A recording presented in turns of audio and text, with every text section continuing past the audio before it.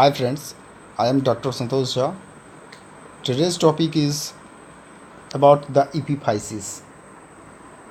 Different type of question and different way the asking of such type of question in the Neet PG and other PG exam. So you have to retain it. First of all, what is the epiphysis? Epiphysis is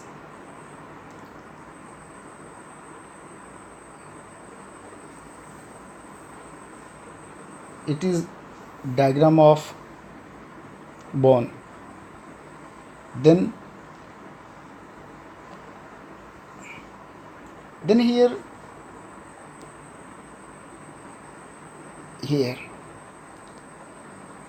this is epiphysis, this is diphysis,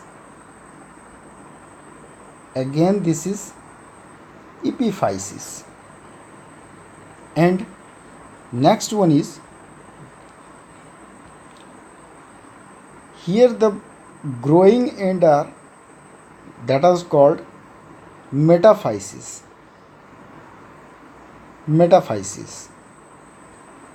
So diphysis, it is also called as shaft of the bone, and here the epiphysis.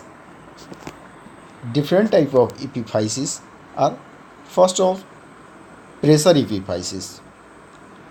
Pressure epiphysis are the head of femur and head of humerus, then after condyle of the tibia and the humerus, and lower end of radius.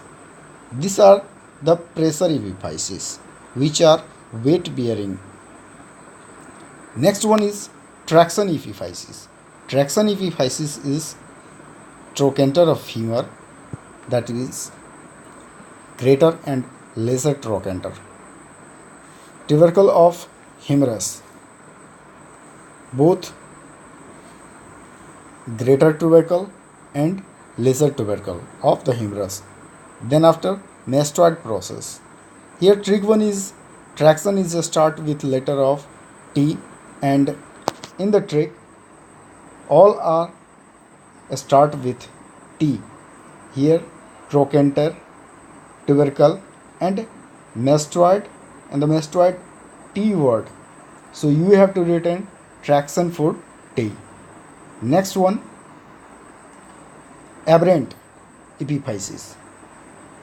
It is not always present, like head of the first metacarpal and base of rest metacarpals. What is there at first metacarpal?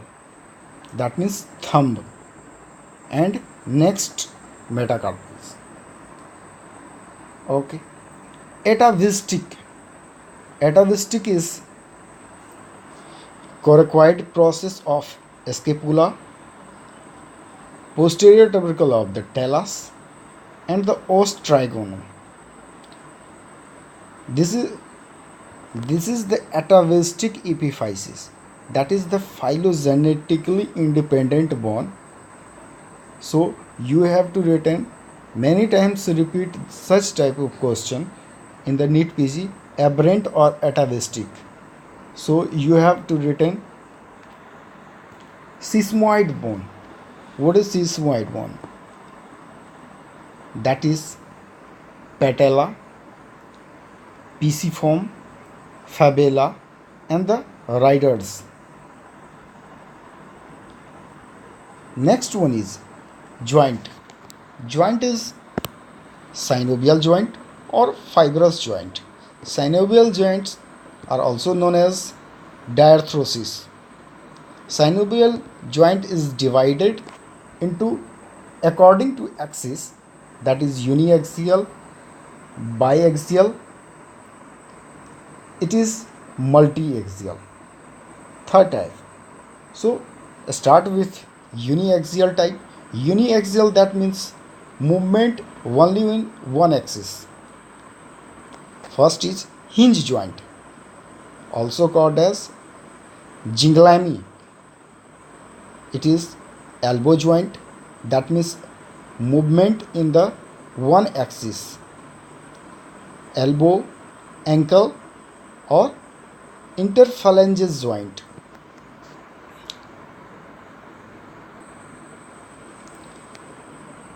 If you draw a diagram, that means one axis is such axis, next one is another one, movement in this manner. Okay, so this is the one axis uniaxial joint. Hinge joint also move to and fro. Then after, pivot joint, or also known as trochoid, superior and inferior radio-ulnar joint, and median atlantoaxial joint. That means movement in plane like this. Movement should be here or here, like that. Movement in such plane, it is pivot. That means radius, ulnar and atlantoaxial joint. It is pivot joint. Plane or flat joint, acromioclavicular joint or intermetatarsal joint. It is plane or flat joint. These three are example of the uniaxial joint. Biaxial joint.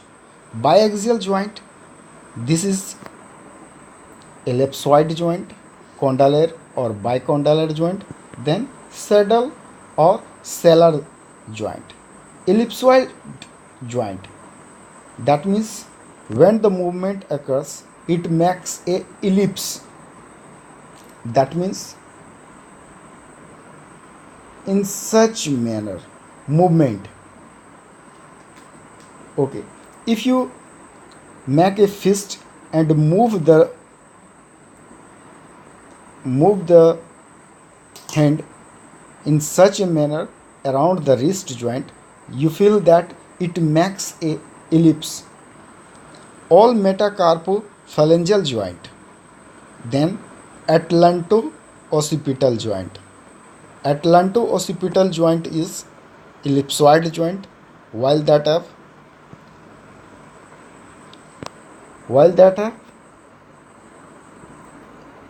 atlantoaxial joint is pivot joint. So don't be confused. Next one, condylar or bicondylar joint. It is knee, then after temporomandibular junction, which are condylar. Saddle or sellar joint, it is first carpometacarpal, that means thumb movement are saddle joint.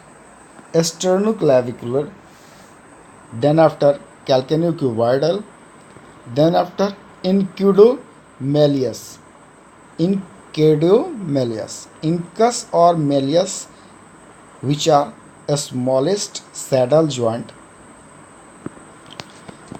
Then after multi-axial, that means movement in the multi-axis, which are ball and socket or spheroidal joint. It is shoulder joint, that means movement of head of humerus in the glenoid cavity like a ball and socket. Hip joint, head of femur with acetabulum, it is ball and socket joint.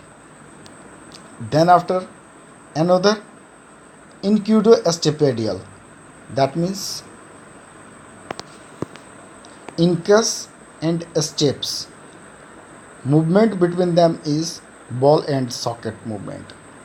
So you have to retain in the ear bone movement between the malleus and incus is saddle, while that of incus and steps are ball and socket.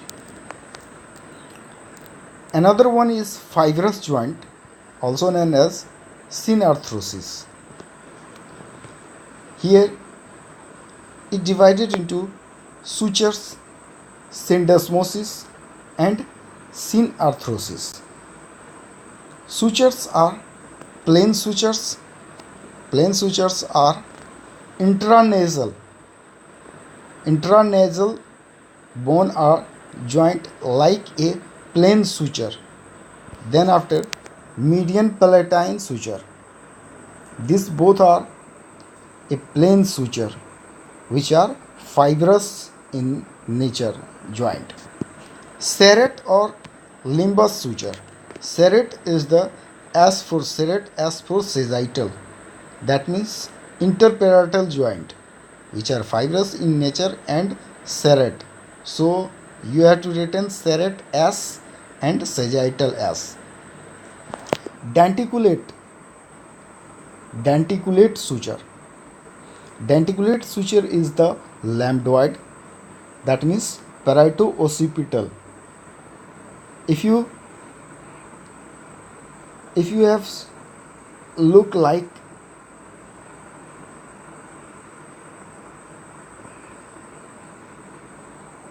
it is the joint looking such type manner. So you have already seen in the first year MBBS the suture between the parieto-occipital junction. This is denticulate manner, so known as denticulate suture. Coronal suture. Coronal suture is the frontoparietal suture is the coronal suture. Then after squamous, temporoparietal suture. There is coronal plane and sagittal plane. If you forget, then one trick is that sagittal start with SAGITAL, and if you remember the goddess and god Shankar and Parvati, which both are in the median plane, one side male and another side female. It is the mid plane, so it is sagittal plane, and coronal plane is the side way. If we see from vertical, then it is coronal plane. It is coronal plane, it is sagittal plane. Then after syndesmosis. Syndesmosis, the example is the distal tibiofibular joint is the syndesmosis. Then after interossseous membrane between the radius and ulna and foot plate of steps with oval window, it is the syndesmosis.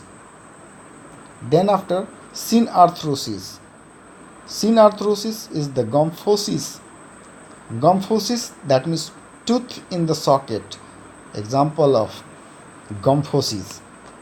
Gomphosis, you can remember gum. GOM, gomphosis, and GUM, gum. So gum are related with the tooth and socket. Syndalesis, it is the sphenoid vomer rostrum.